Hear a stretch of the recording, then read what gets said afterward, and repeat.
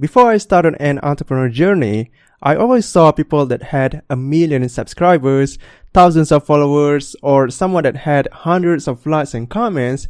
I used to see them as rich people, right?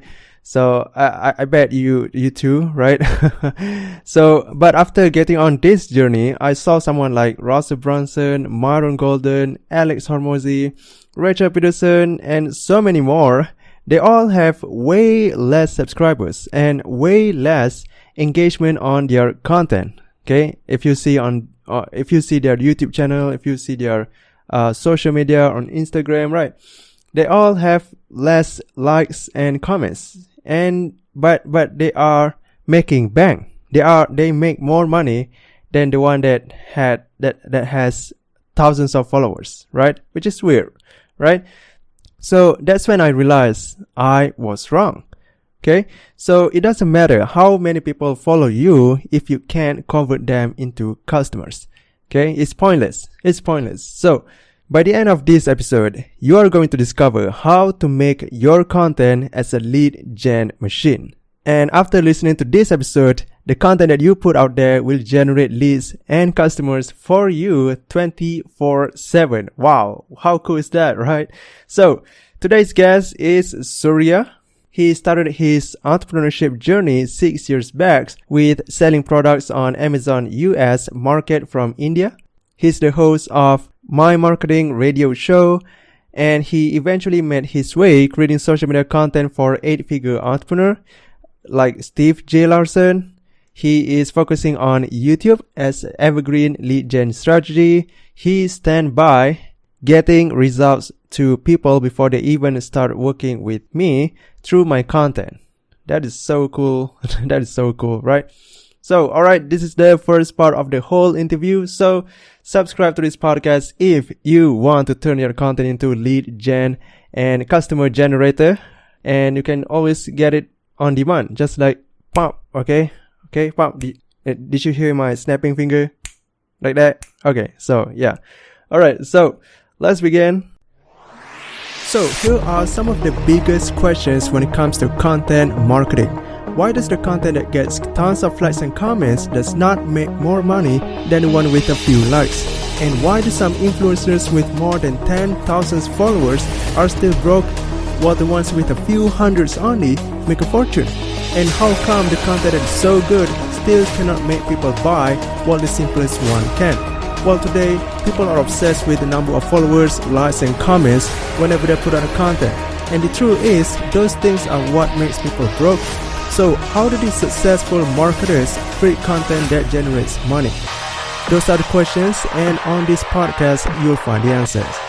I'm your host, Ashraf, and you're listening to Content Marketing Hacks. What is up, Surya? Welcome to the Content Marketing Hacks podcast. I am so glad to have you here. I'm super excited to be here and share my insights, and thanks for having me on the show today. Yeah, awesome. So Surya, so you're specialized in YouTube content, right? I love Correct. what you're doing. I love the way you structure your thumbnail. You know, Thank you. It's actually really beautiful. You know, and why do you like doing YouTube? Okay, the one thing that I decide, YouTube is not something that I decided on my own. Okay, so if you look at a little bit, let's suppose you are planning a platform. Let's suppose you're choosing a platform that you want to create content on. Mm-hmm. The usual pattern that I was started on was like, hey, choose a social media platform that you want to go around and start publishing content. It can be Facebook, it can be blogs, it can be YouTube, it can be Instagram, whatever the platform it is. You decide the platform and you start publishing and hope people would come and buy from you. That's the whole thing that I was learning around. And that's something that I have been taught by the people that I was following. And as soon as I started publishing content on these platforms, I realized that, hey, I was publishing content, but for some odd reason, no one is actually coming in and even asking me on anything, buying from me. And that's when I decided that the social media platform that you choose should not actually come from you. It should actually come from the people that are consuming your content, that are your dream buyers. They should be the people that should guide you. It's the same thing as who are your buyers? Where are they congregating at?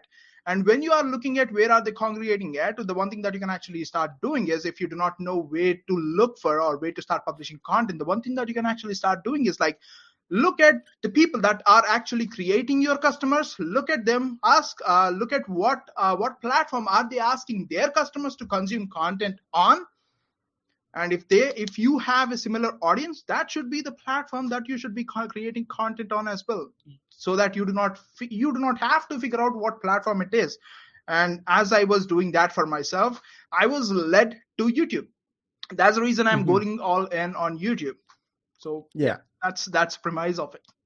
All right. So you mentioned before in the pre-interview that you do the social media first, and then before you go into the YouTube stuff, right? So is there a story behind it? Like, why do you transition yourself into doing YouTube? We got 5 to 10 minutes for the backdrop because it's a long journey, not a short one for sure. Oh, okay. So, is there a shorter version for it? Yeah, I'll aim to keep it shorter. So, okay. A couple of years back, this is where I would say start. Couple of years back, I stumbled upon Russell Brunson, and I came across One Funnel Away Challenge. If you know Russell Brunson and the whole ClickFunnels community, you would know One Funnel Away Challenge. And I joined One Funnel Away Challenge for the very first time, and I completely forgot that I was in One Funnel Away Challenge for the very first time. I did not even open the session. I did not even log in, watch any video. And after a couple of months, I realized that I think I bought something, but I did not go through it.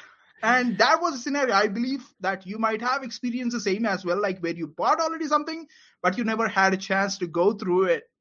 And that was me. That was me all over, like hundreds of times. And I realized that, okay, I have the recordings. That is really good, but I wanted to surround myself with the like-minded people. And I have signed up for One Funnel Away Challenge again. This time I have it on my calendar. Really good thing. If you don't put your stuff on your brain, it's not going to take a lot of stuff there. So put it on your calendar so that you can actually follow up. It can actually follow up with you. To be frank, that's exactly what I did. And second time, I started watching the live One Funnel Away Challenge, and there is this one person that actually caught my attention. His name is Steve J. Larson.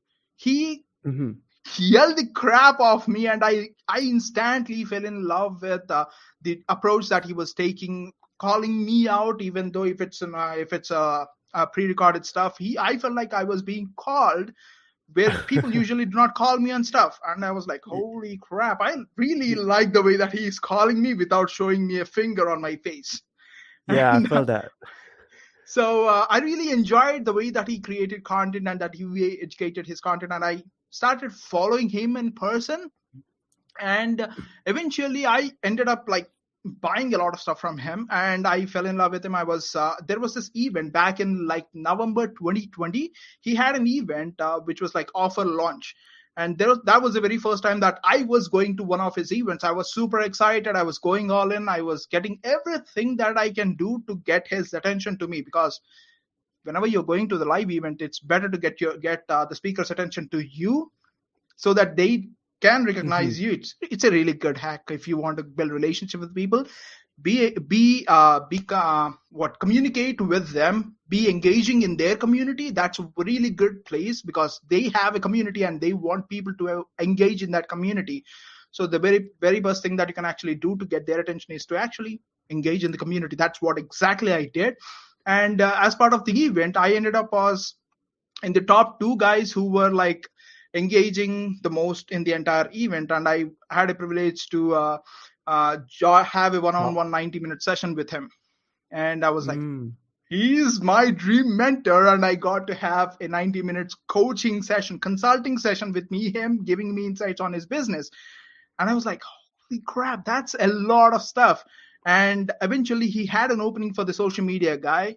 And I was like, he knows me and he knows my name. And he already knows what I do. So why not just apply and see if, for any chance, if I get clicked, I will be like ringer.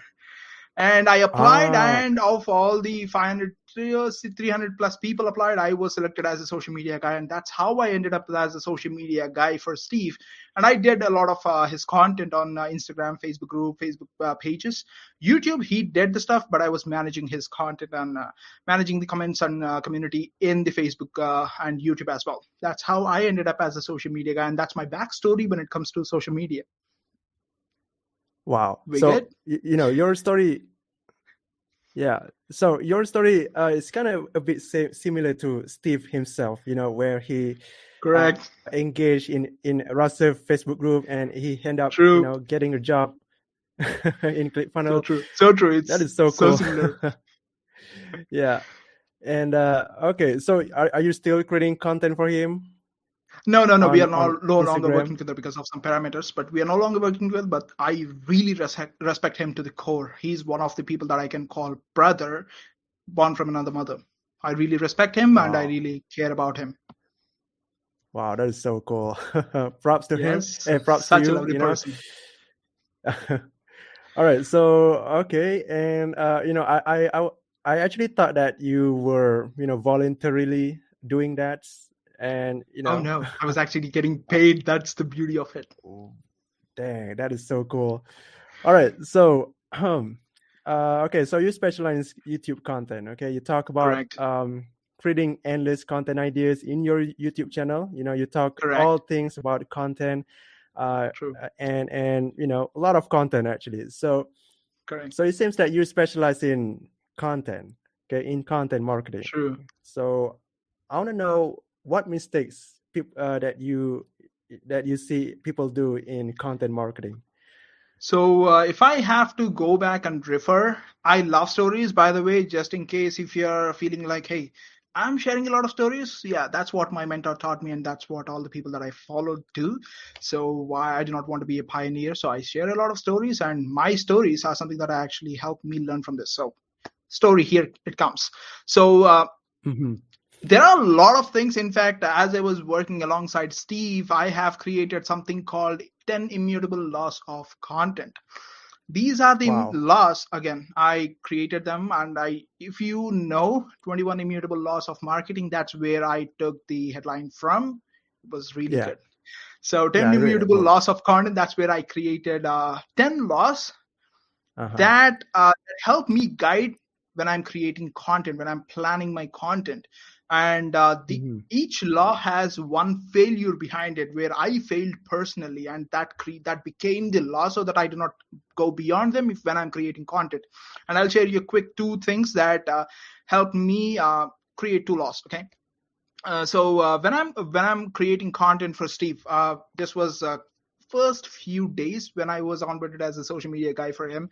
I Mm-hmm. went ahead and created a bunch of carousel posts, and I created a bunch of images for Facebook group and stuff. Everything, when you get to be working with your dream mentor, you will be going all around the place. You will be so excited. You will be encouraging and doing all the stuff without giving any guidance because you love him.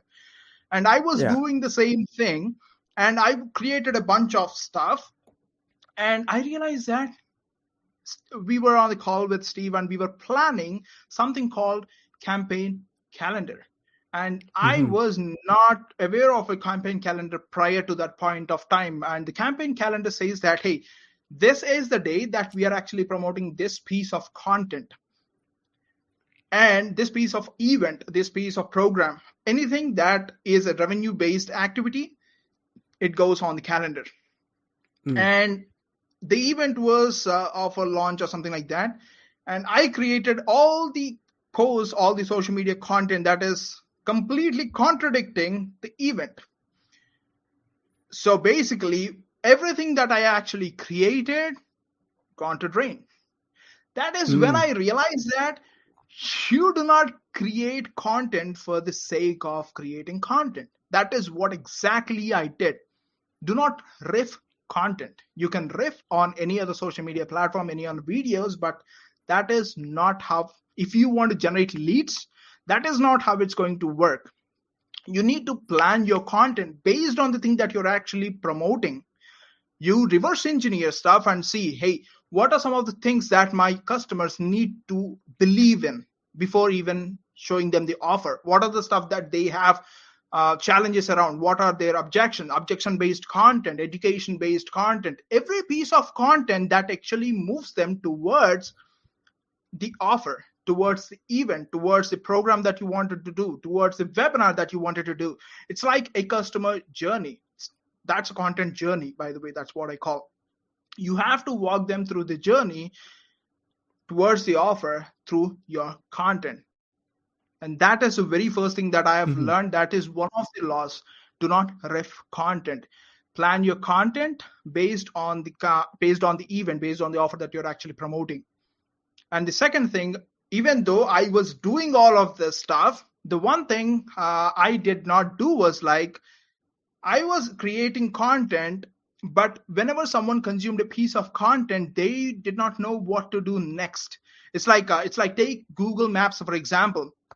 You set a destination and Google started giving you instructions. And when you say that, hey, go 2 miles forward, and it did not give you any instructions from there.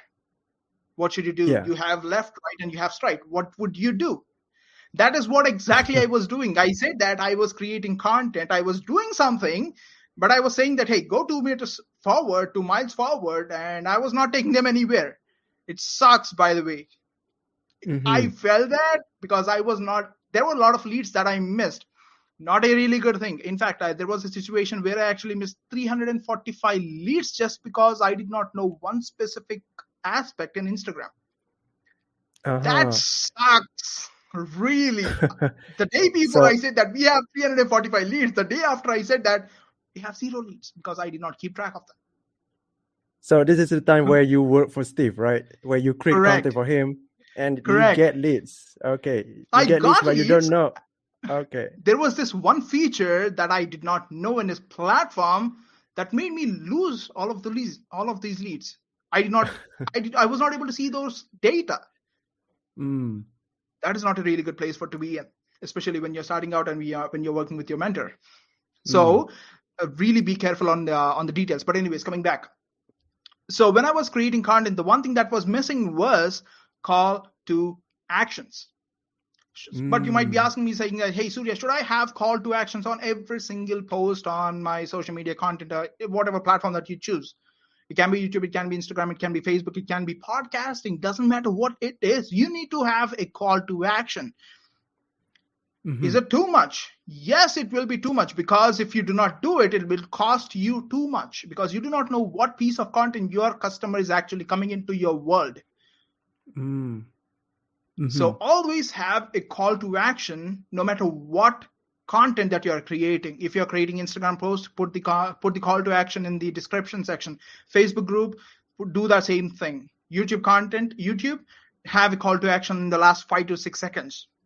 Podcast outros, everything have a call to action. If you're wondering like what call to action should I have, you can have a same call to action on whatever that you're actually promoting for every single post that you do. It's completely okay.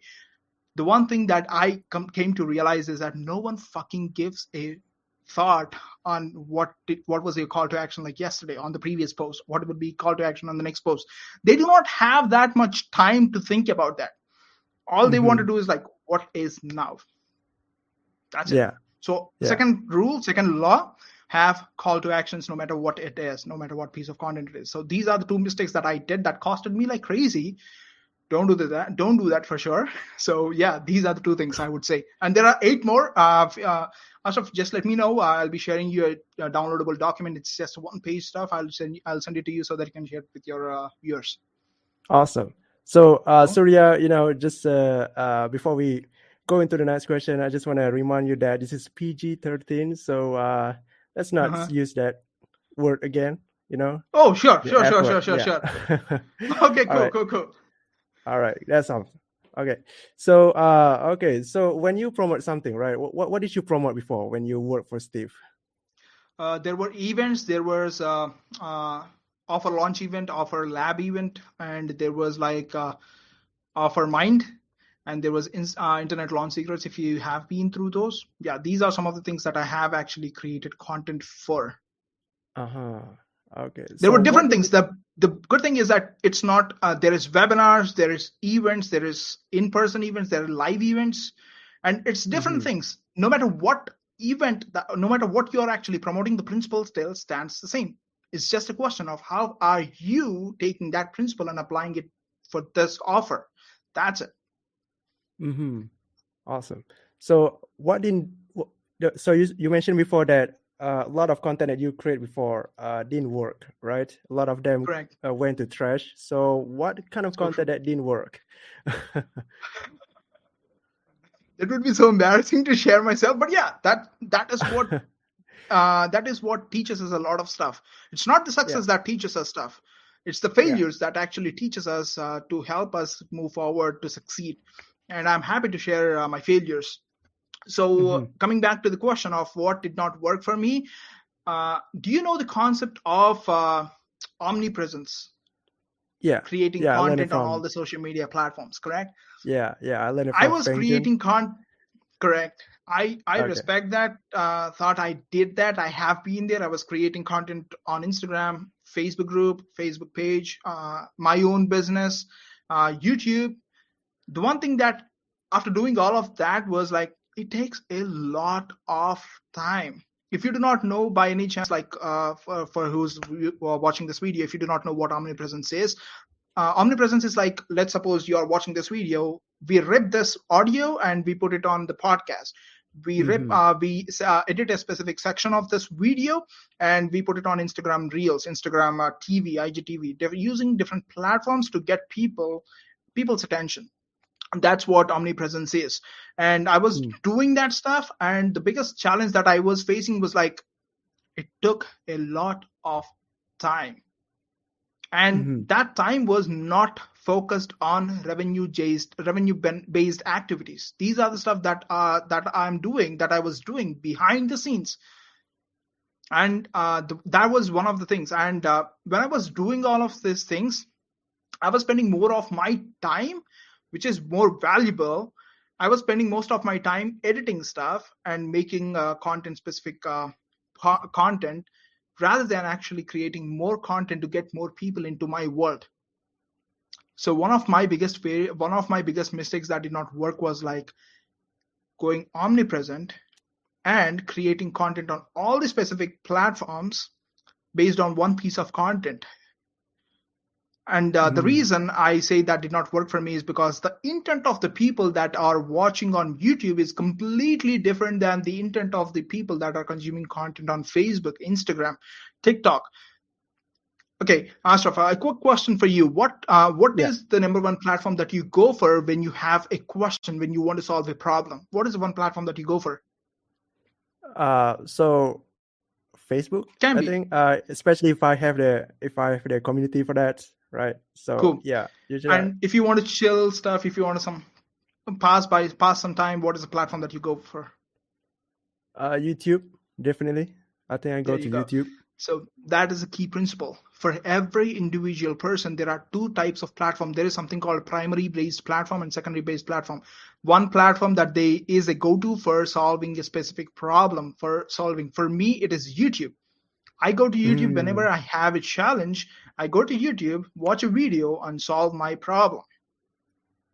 Uh-huh. And if I have some leisure time, and if I want to spend some time watching some videos to just to entertain myself, I go to Instagram. So every Mhm. individual person, each and individual customer of yours have these characters as well. There is one social media platform that they go to for solving a problem, and one go-to platform for entertaining themselves. And my go-to platform, my customers' go-to platform when it comes to solving a problem is YouTube. So I be on YouTube. Wow. Make sense? Yeah. So All right. yeah, So, okay. That's awesome. So the reason why you do YouTube is because you want to be omnipresent correct. because you can I use it. Yeah. Coming back to again, I felt that I kind of left that question off. So coming back to the omnipresence thing, whenever I'm creating content on YouTube, I'm not actually ripping it off and putting it on podcast. I'm not segmenting it and putting it on Instagram.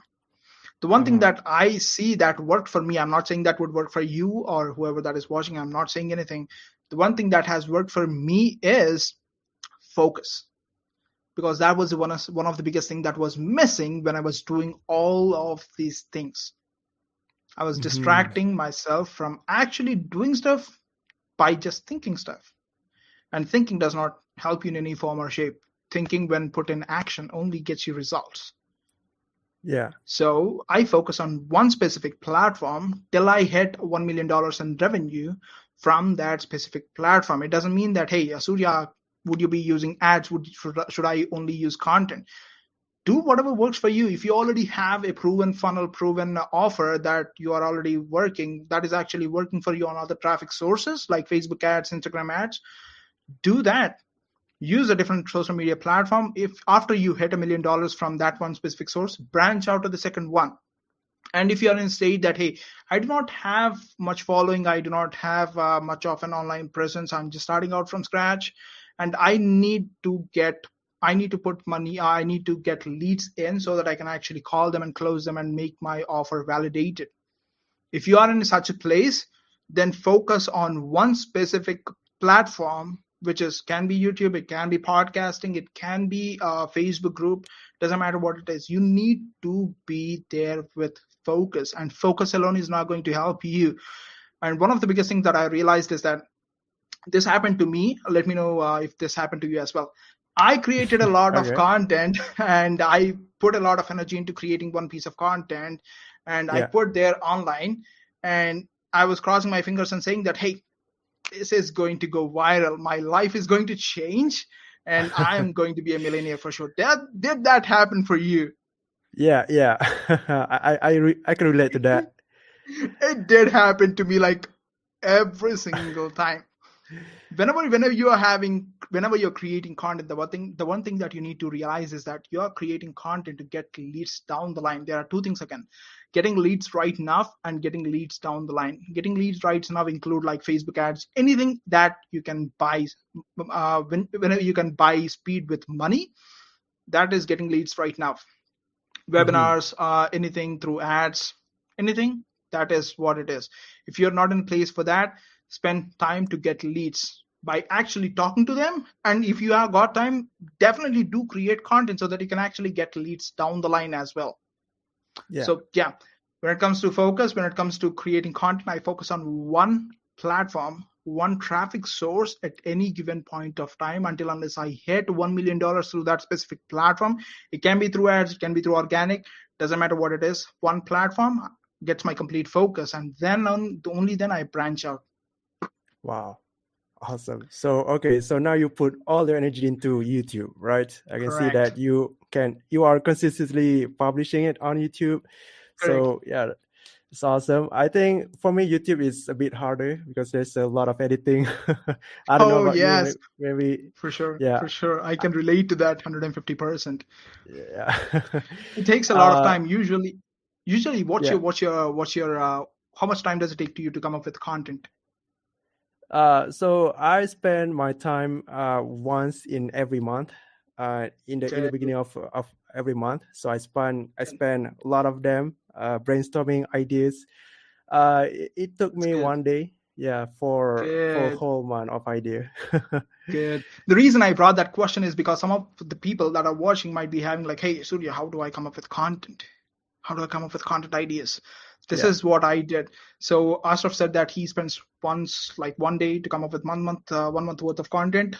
What Mm-hmm. I did was like I spent approximately half a day, and I came up with Oh, content ideas for July 2nd week. I have content ideas done for July 2nd week. Quick note: I said content ideas. I did not say content on a whole. All I mm-hmm. need was a content idea that I can actually relate when it comes to the campaign, that actually goes back and ties with the campaign that I'm actually Yeah. promoting. For July 2nd week, I got all things nailed down. And whenever I have to go and create content, I spend one day. I'm 1 week ahead of my content. Let's suppose the videos that you're watching is something that I've actually created last week. So I spend 1 week ahead, and I plan like one video on Mondays, one video on Wednesdays, and one video on Tuesday, Thursday, and Saturday, and I Whoa. put there. That's it. Oh, wow. I do not spend much of time there because that is more like evergreen stuff. That is something that generates me leads down the line, not right now. So the rest of the days I spend having conversations. I spend talking to people to generate leads right now. Again, I'm covering the two basic aspects: generating leads right now, generating leads down the line. Yeah. All right. So yeah, that is something that you can actually do if you do not want to go with the ads. I was in the ads, I did the ads, completely worked for me. I chose to be in the organic side just because I wanted to know my customers better. I'm just spending it for fun because I already got customers. I'm in need of customers more. So spending time building that relationships. You might not be in the case. So you want leads right now. So do sell right now.